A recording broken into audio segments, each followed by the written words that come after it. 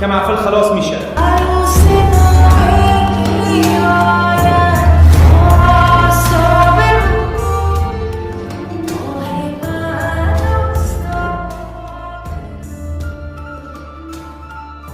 چی شده کاکاپان جان؟ خیرتی است؟